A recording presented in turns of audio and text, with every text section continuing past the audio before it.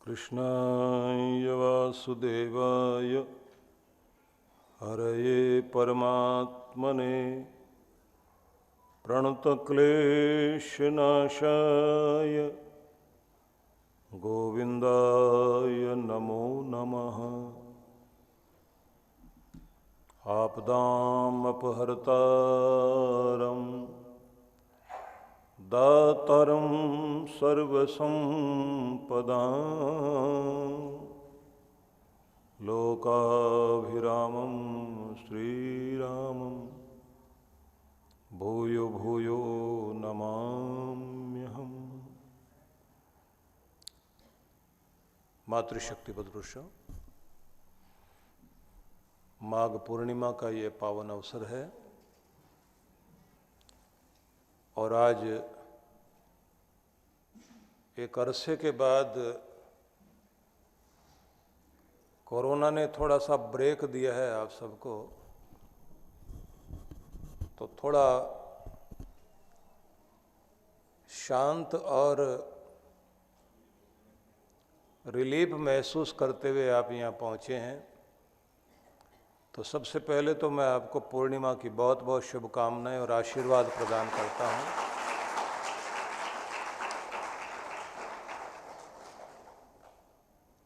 जीवन की पूर्णता सब कोई चाहता है। जो भी हमारे जीवन में अपूर्णता है, कमी है, न्यूनता है, जीवन का जो अभाव है, जो जीवन में हमें कमी महसूस होती है, वही हमें कचोटती भी है। काश ये होता तो मैं कितना खुश होता। और किसी एक पड़ाव पर पहुंचने के बाद फिर हमें दूसरी कमी महसूस होने लगती है। लेकिन फिर भी देखा जाए, पूर्ण है परब्रह्म परमेश्वर, वह असीम और अनंत है, क्योंकि मनुष्य सीमाओं में जीता है। भगवान ही है जो किसी सीमा में नहीं है। सब चीजें लिमिट में हैं, लिमिटेड हैं, लेकिन जो अनलिमिटेड है, किसी लिमिट में नहीं आता, वह भगवान है।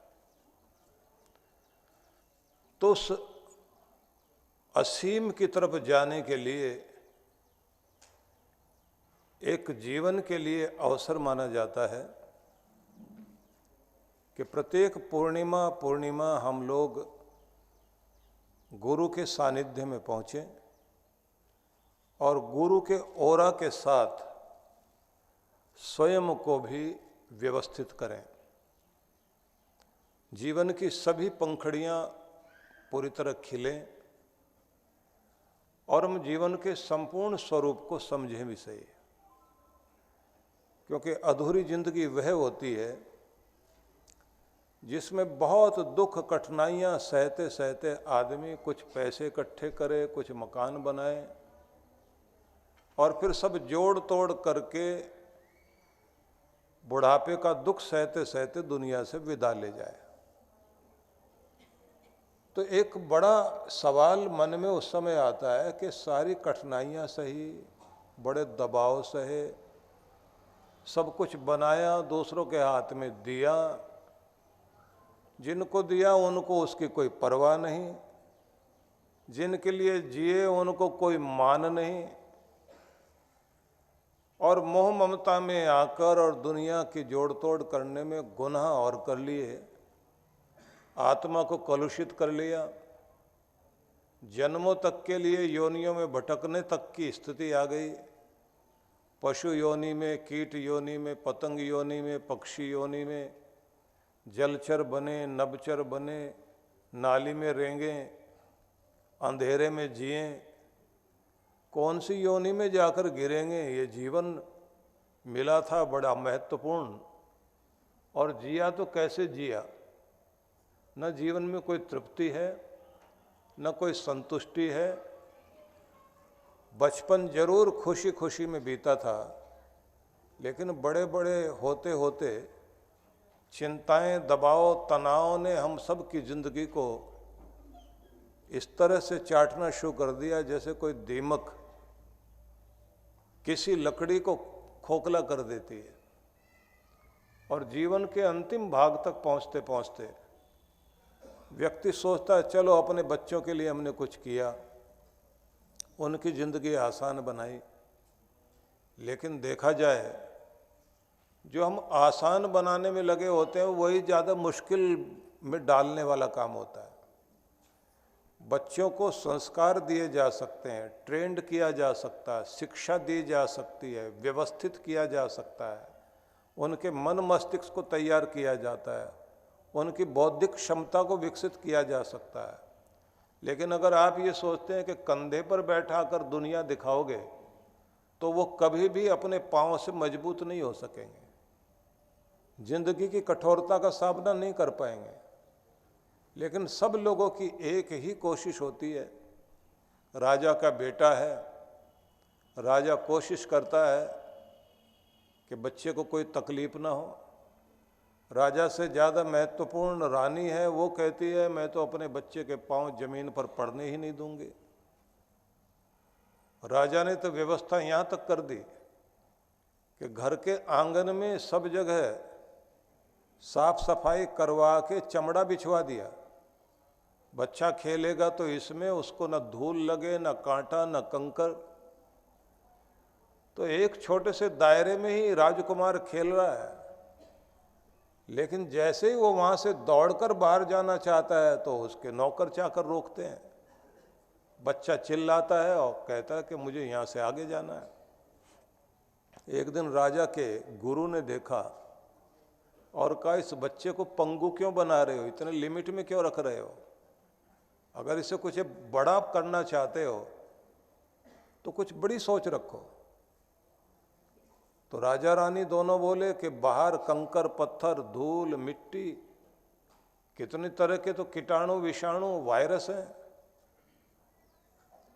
गुरु ने कहा कि तुम सारी दुनिया में चमड़ा नहीं बिछा सकते, सारी दुनिया का इलाज नहीं कर सकते, कितने भी बड़े राजा हो जाओ तो भी पूरी जमीन को नहीं ढक सकते।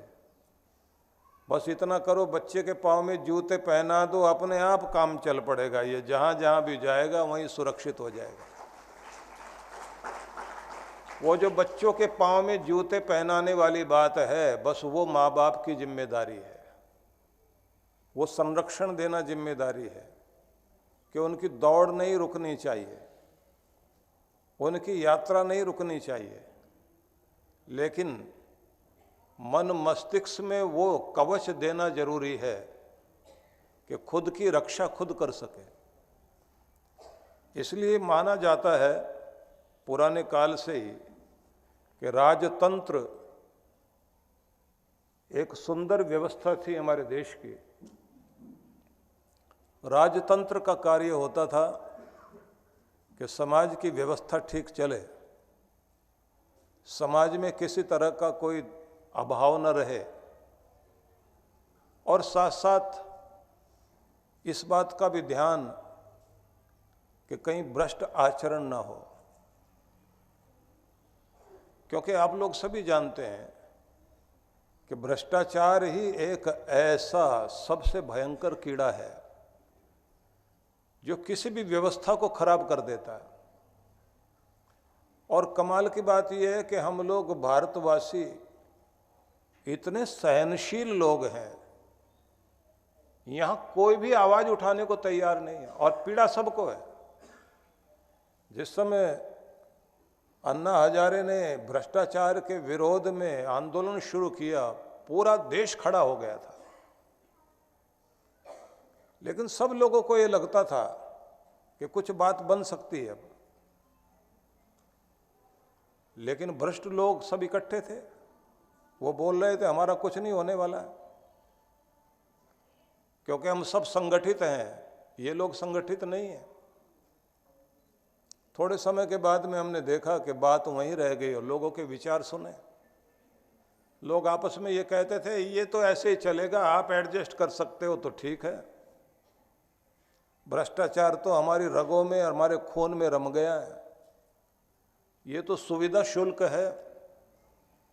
कितना ही दीवार पर लिख दीजिए कि रिश्वत लेना देना अन्याय है, लेकिन ये लोग तो उसको अन्याय नहीं पढ़ते हैं, वो तो उस तरह से उसको विच्छेद करके पढ़ते हैं कि रिश्वत लेना देना अन्य आय है, कमाई का कुछ अलग जरिया है। सब लोगों ने स्वीकार कर लिया, विरोध कोई करने को तैयार नहीं हुआ। दुनिया के समस्त देशों में विरोध करने की ताकत है, सब खड़े हो जाते हैं, कुछ भी गलत हो रहा है और बर्दाश्त नहीं करते। भक्त होने का ये मतलब नहीं होता कि आप हर चीज में जो है सिर झुका के बैठ जाएं। भक्त अगर विभीषण था तो उसके अंदर ये ताकत थी कि एक अहंकारी घमंडी और मन मर्जी चलाने वाले राजा को, अपने बड़े भाई को दरबार में जाकर के बोल सकता था कि तुम गलत कर रहे हो, ये नहीं करना चाहिए, सीता जी को वापस कीजिए।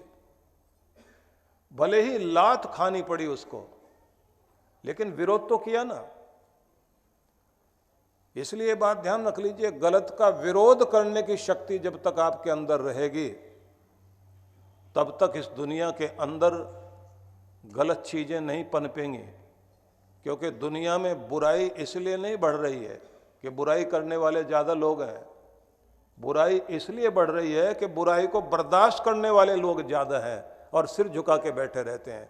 जिस दिन विरोध करने वाले लोग खड़े हो जाएंगे, बुराई कोने में जाकर खड़ी हो जाएगी, और ज्यादा हम सख्ती से खड़े होंगे तो दुनिया के कोने में बुराई नहीं दिखाई देगी। इसलिए बात ध्यान रख लीजिए, अगर हम लोग उस महिला को सम्मान देते हैं जिसने काशी में जाकर, आप सोचिए कि 111 साल से काशी विश्वनाथ मंदिर टूटा पड़ा हुआ था, जिस महिला ने जाकर के वहां कुएं से शिवलिंग निकलवाया और काशी विश्वनाथ मंदिर को बनवाने में योगदान दिया, उस महिला का नाम था अहिल्याबाई होलकर। और अन्याय का विरोध करने के लिए और न्याय स्थापित करने के लिए इतनी कठोर थी कि उसने अपने बेटे को भी मौत की सजा दी थी कि अगर इस तरह से प्रजा के लोगों को अन्यायपूर्वक तुम नृशंस हत्या करोगे तो तुम्हारे ऊपर भी उसी तरह दंड लागू होना चाहिए। और उसी का परिणाम ये हुआ था कि जिस समय वो महिला वाराणसी में गई, काशी में गई और वहां जाकर के उसने मंदिर बनवाना शुरू किया, तो पंजाब की धरती से राजा रणजीत सिंह ने कहा कि अगर इन्होंने मंदिर बनवाया है तो उस मंदिर के गुंबद के लिए 1000 किलो सोना मैं देता हूं कि वो मढ़ा जाना चाहिए उसके ऊपर, कि भगवान का इतना सुंदर स्थान बन रहा है और काशी दुनिया में सबसे ऊंची है।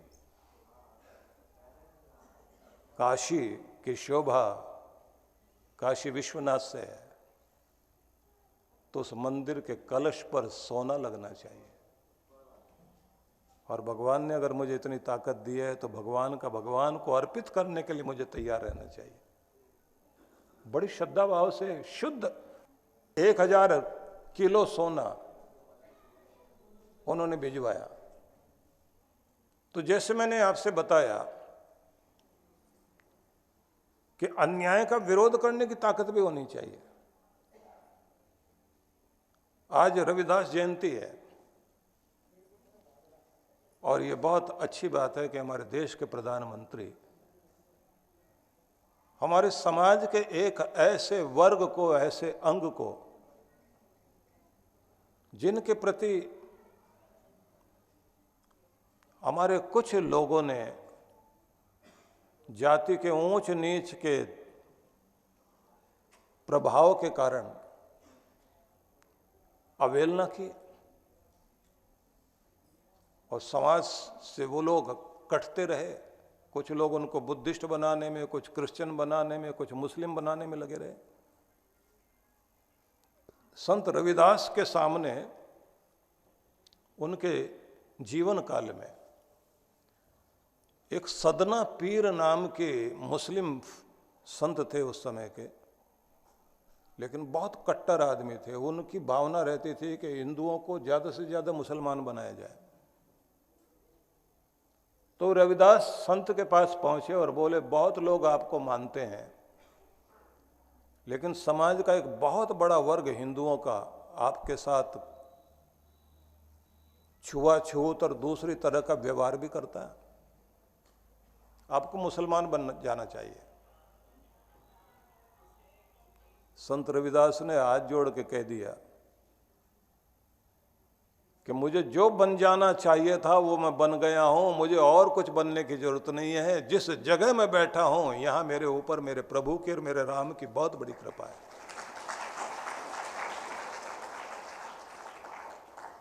टस से मस नहीं हुए।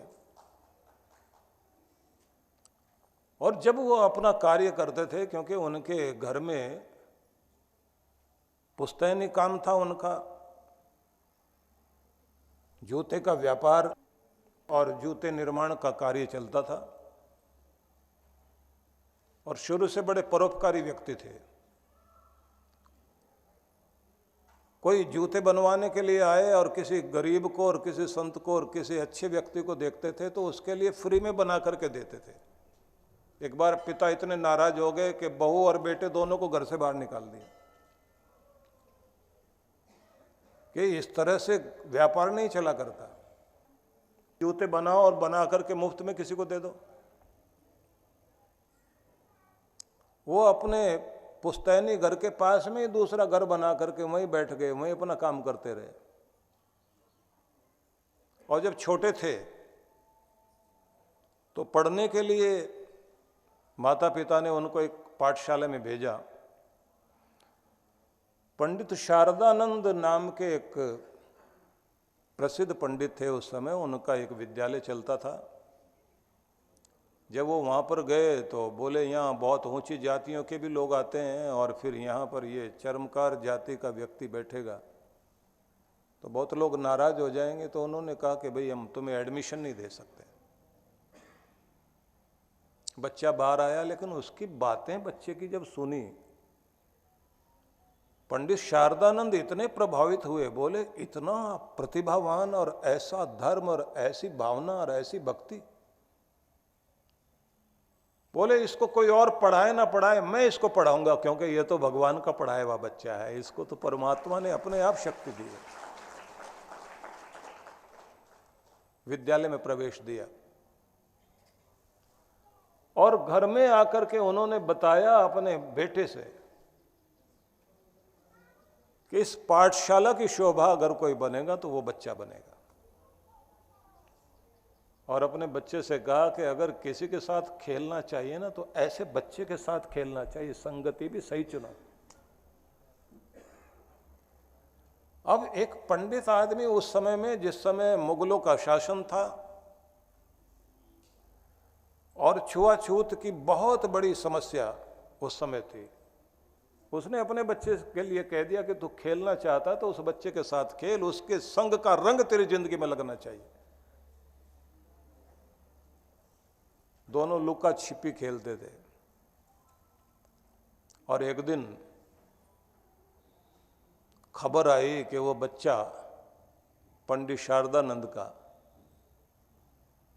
अचानक उसकी मौत हो गई। घर के लोग रो रहे।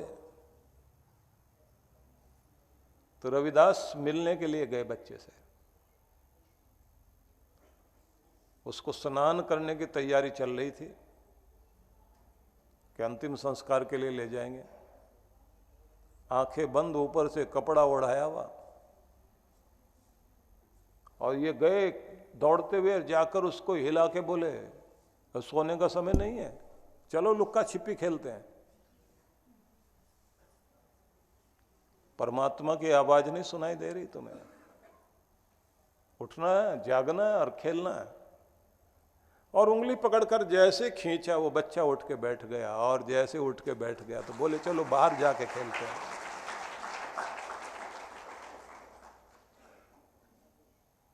पिता की आंख में आंसू तो पहले ही बह रहे थे। सब लोग आश्चर्य में। सबने कहा कि यह है क्या चीज? अपनी पत्नी की तरफ इशारा करके कहा, तू मना करती थी ना इसके साथ खेलने में। सच्चा खेल तो यही खेलना जानता है, यही तेरे बच्चे को इस दुनिया में भी और उस दुनिया में भी पार कराएगा। इस बच्चे को देख, पहचान, इसकी भक्ति अद्भुत भक्ति है। तो ऐसे महान पुरुष हमारे हुए हैं। ऐसे महान पुरुष की शरण में जाकर के मीरा ने भक्ति ज्ञान को जागृत किया। और कितना भी उस समय प्रभाव रहा हो, उस समय काशी में एक बहुत बड़े संत थे जिनका नाम था स्वामी रामानंद। रामानंद के बहुत सारे शिष्य हुए। जब ये सहस्राब्दी का समय था, सन 2000 का, तो उस समय मैंने एक सीरीज शुरू की थी। एक थी कि 10,000 सालों के ऋषि मुनियों का ज्ञान, और दूसरी सीरीज की थी कि 1000 साल के सहस्राब्दी के संतों की वाणी। तो उसमें मैंने 1000 सालों में जितने संत हुए हैं उनकी क्या क्या वाणियां और किस तरह के लोग थे, उस पर चर्चा की थी। और उस समय मैंने बहुत सारे पीर, फकीर, संत, मुनि, ज्ञानी, ध्यानी, जिन लोगों ने इस देश की दशा बदली, मतलब उत्तर से लेकर दक्षिण भारत तक, पुरंदरदास, तिरुवल्लुवर, सबकी वाणियों के बारे में मैंने बताया था। वो पुरंदरदास जिसने 2000 गीत परमात्मा की याद में गाए, और जिसने ये कहा था कि देखो नदी टेढ़ी मेढ़ी होकर के बहती है, जल टेढ़ा मेढ़ा नहीं होता। ये गन्ना टेढ़ा मेढ़ा दिखाई दे सकता है लेकिन उसका रस टेढ़ा मेढ़ा नहीं होता। ये दुनिया जो चीजें बनाती है स्पेस में, खाली जगह में, इनके मकान दुकान टेढ़े मेढ़े हो सकते हैं लेकिन आकाश टेढ़ा मेढ़ा नहीं होता। किसी व्यक्ति का शरीर टेढ़ा मेढ़ा हो सकता है लेकिन आत्मा कभी टेढ़ी मेढ़ी नहीं होती। और दुनिया को बनाने वाले परमात्मा की दुनिया टेढ़ी मेढ़ी चल सकती है लेकिन दुनिया को बनाने वाला परमात्मा टेढ़ा मेढ़ा नहीं है। उसको पाने का मार्ग भी टेढ़ा मेढ़ा नहीं है। सीधा बन, सरल बन करके चल, तेरा परमात्मा सीधा है, सीधों को सीधे ढंग से ही मिला करता है। अद्भुत व्यक्ति हुए हैं। तो इस समय मुझे जो ध्यान आ रहा है संत रविदास, क्योंकि मैं कल से देख रहा हूं कि टीवी पर चर्चा हो रही है। हमारे नरेंद्र भाई मोदी, वो अद्भुत व्यक्ति हैं वो भी। अभी हैदराबाद में इतना बड़ा, हैदराबाद से थोड़ा सा दूर में इतनी बड़ी मूर्ति का अनावरण किया उन्होंने। दक्षिण भारत को और उत्तर भारत को जोड़ने का एक बहुत बड़ा कार्य किया, जो संतों ने किया था ना, पुल का काम। इसलिए मैंने एक परंपरा रखी, जब मैं दक्षिण भारत में जाता हूं तो उत्तर भारत के संतों के बारे में बताता हूं, और जब उत्तर भारत में मैंने सत्संग किए तो दक्षिण भारत के संतों की वाणी सुनाई। कि इस दोनों भागों को जोड़ेगा कौन। लेकिन मैं काशी नगरी में बैठे उस महान पुरुष के विषय में कहना चाहता हूं जिसने ये गाया था, बहुत जन्म बिछड़े थे माधव, ये जन्म तुम्हारे लेखे। गुरु ग्रंथ साहब के 40 पदों में संत रविदास की वाणी आती है। तो उन्होंने गीत गाया, तुम चंदन हम पानी, ये सब तो आप लोग जानते हैं उनके भजन को। अब कैसे छूटे राम नाम रट लागी, ये सब भजन उनके हैं। लेकिन एक पद उनका बहुत अद्भुत है, बहुत जन्म बिछड़े थे माधव, न जाने किस जन्म में भगवान आपसे संबंध टूट गया था। ये जन्म तुम्हारे लेखे, इस जन्म में फिर तुम्हारी याद आई है तो अब ये जन्म मेरा जो है और किसी के लिए नहीं, तेरे लिए ही चलेगा। अब तेरे लिए ही जीना और तेरे लिए ही कार्य करना और तेरी राह पर ही चल करके जीवन को धन्य बनाना है। कहे रविदास आस लग जियो, चिर भयो दर्शन देखे। बहुत समय हो गया तुम्हारे दर्शन पाए हुए भगवान। इस जन्म में तो यही एक आस रह गई, एक विश्वास रह गया कि तेरे दर्शन जरूर पाने हैं। उनकी भावना देखिए कि कैसे वो अपना व्यापार करते हुए, अपना काम करते करते कितनी भावना से गाते थे, लिखते थे। एक बार उनको आकर के कबीर दास ने कहा कि तुम्हें भक्ति तो है, ज्ञान भी है, लेकिन भक्ति परवान तब चढ़ती है जब गुरु से मंत्र लिया जाए। और इस धरती पर इस समय जो शोभा पा रहे हैं गुरु के रूप में, वो स्वामी रामानंद महाराज हैं। उनके कहने पर स्वामी रामानंद के शरण में गए और स्वामी रामानंद से दीक्षा लेने के लिए कबीर को भी जतन करना पड़ा था। सवेरे सवेरे स्नान करने के बाद जैसे गंगा से वो वापस आ रहे थे, कबीर साहब जो है वो सीढ़ियों में लेट गए थे और उनका पांव पड़ा और उनके मुंह से निकला राम राम, बोले बस राम राम, और पांव पकड़ लिया उनका। भाई कौन है, क्या हो? बोले बस यही जानने आया हूं कि कौन हूं और क्या हूं, और आपसे मंत्र चाहिए था। आपने बोल दिया राम राम बोला है तो बस ये राम हृदय में बस गया। उनके लिए प्रेरणा दी रैदास को कि जाओ उनसे मंत्र लो, भक्ति चरम तक पहुंचेगी। और उसी का प्रभाव, बहुत सारी गाथाएं रविदास की आती हैं और बड़ी श्रद्धा भाव से आप सोच लीजिए। महाराष्ट्र में रोहिदास कह करके बोलते हैं लोग, गुजरात में रोहिदास, कहीं रूहिदास बोलते हैं, पंजाब में, उत्तर प्रदेश में रविदास और पंजाब में रैदास करके बोलते हैं। सभी जगह लाखों करोड़ों लोग उनको मानते हैं। अद्भुत व्यक्ति रहे हैं। रैदास बोलते थे, जात जात में जात है, ज्यों केलन के पात, रैदास मनुष्य ना जुड़ सके जब तक जात में जात। जब तक ये जात में जात बनी रहेगी तब तक इंसान इंसान से जुड़ेगा नहीं। क्योंकि ये लड़ाई करा करके अंग्रेज गए थे और उन्होंने ऐसा बांट दिया कि अब सबके अलग अलग नेता हो गए हैं और एक दूसरे के प्रति नफरत और गुस्सा पैदा कर रहे हैं। परिणाम देखने में आ रहा है कि सब लोग एक दूसरे के खिलाफ हाथ में लेकर के ईंटें पत्थर खड़े हुए हैं और समाज टूट रहा है। इसलिए मैं ये निवेदन करना चाहूँगा कि आज इस बात का संकल्प हम लोग जरूर लें कि ये भेदभाव वाली बात हमारे अंदर नहीं आनी चाहिए। लोग होटल में तो इकट्ठे बैठ जाते हैं, खा पी भी लेते हैं। मंदिरों में समस्या है लोगों को, इस जात का नहीं आना चाहिए, उस जात का नहीं आना चाहिए, यहाँ ये नहीं करना चाहिए, वहाँ वह नहीं करना चाहिए। इसका परिणाम ये है कि एक बहुत बड़ी ताकत हिंदू समाज की जो थी वो टूट रही है। मुझे ध्यान आता है बंगाल की एक महारानी थी, भवानी स्टेट की, उनका नाम ही भवानी रानी था। काशी में जब वो गई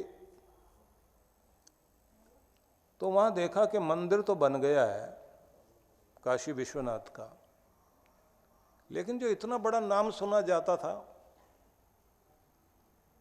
कि जिस काशी के अंदर इतने बड़े बड़े विद्वान, पंडित, ज्ञान, ध्यान, शिक्षा सब कुछ चलती थी,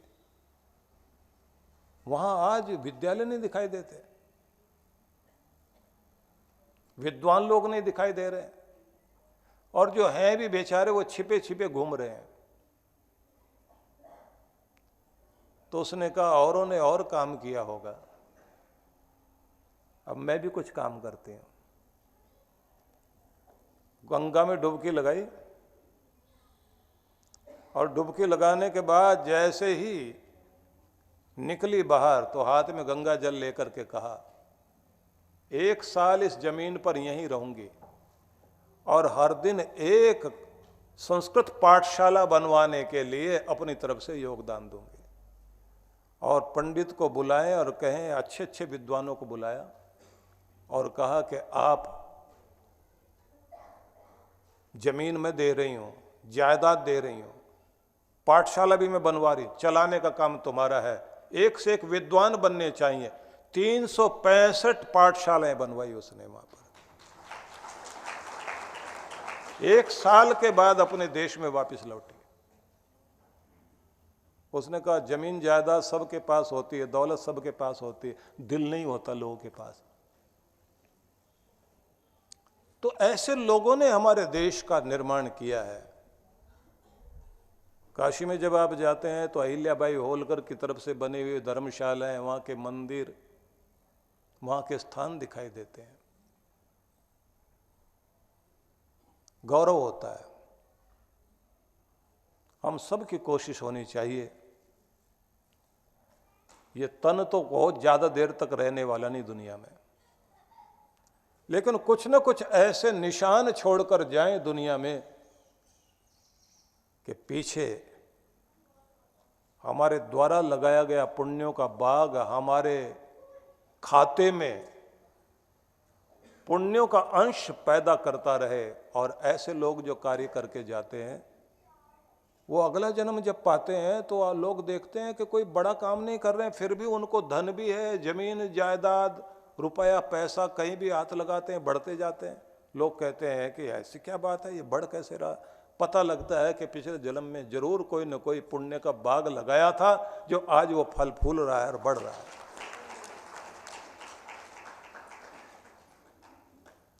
आप सबके लिए मेरी बहुत बहुत मंगल कामनाएं हैं। पूर्णिमा का ये अवसर है और हम शिवरात्रि सामने आ रही है, और इस बार हम लोग एक शिव वरदान साधना कराने का हम लोगों ने संकल्प लिया है। अभी से आप लोग जो है भगवान भोलेनाथ का मंत्र जाप करना शुरू कीजिए। 21 माला रोज कर सके तो बहुत अच्छी बात है, नहीं तो कम से कम 5 माला रोज जाप करिए।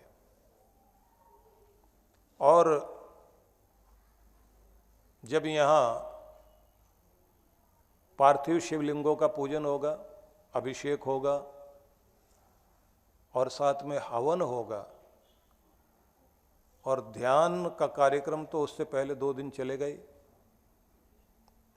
तो उस दिन शिवरात्रि वाले दिन प्रभु की कृपा और प्रभु का आशीष पाने का अवसर आपको मिलेगा। तो इसलिए अनुष्ठान भी कीजिए, अभिषेक भी कीजिए, और ये हमेशा ध्यान रखिए कि भोलेनाथ की कृपा बहुत सरल और सहज ढंग से प्राप्त होती है, लेकिन लगन वाले को मिलती है। तो अभी से आप अपना नियम भी बना लीजिए और उस दिन के लिए संकल्प भी कर लें। तो आप सबको बहुत बहुत आशीर्वाद, बहुत बहुत शुभकामनाएं।